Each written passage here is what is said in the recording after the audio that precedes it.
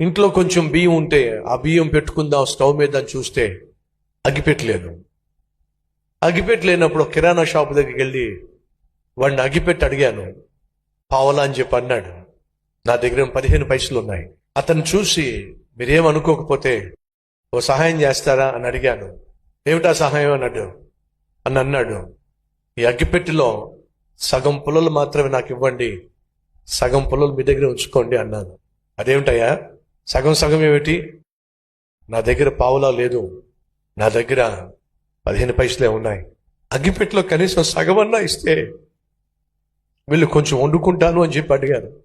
అతడు ఆ రోజు దయతలిచి పోనీలే పూర్తిగా అగ్గిపెట్టి పట్టుకెళ్ళాం. సహోదరి సహోదరులు, ఈరోజు ఎంతగా ఈ సేవ వర్ధిల్లింది అంటే దీని వెనక ఎంతో కన్నీరు ఉంది, ఎంతో త్యాగం ఉంది, ఎంతో ప్రయాస ఉంది. ఈరోజు ఒకవేళ మీలో ఎవరైనా ప్రభువుని నమ్ముకున్నందుకు, ప్రభువుని సేవిస్తున్నందుకు ఆర్థికంగా కష్టాలు గుండా వెళుతున్నట్లయితే, మానసికంగా కృంగిపోతున్నట్లయితే, ఏ మేలు మీ జీవితంలో చూడలేకపోతున్నట్లయితే దయచేసి ఒకసారి సతీష్ కుమార్ని చూడండి. ఈ సతీష్ కుమార్ని దీవించిన దేవుడే నిన్ను కూడా దీవించడానికి సిద్ధంగా ఉన్నాడు. మర్చిపోకండి. Download ShareChat.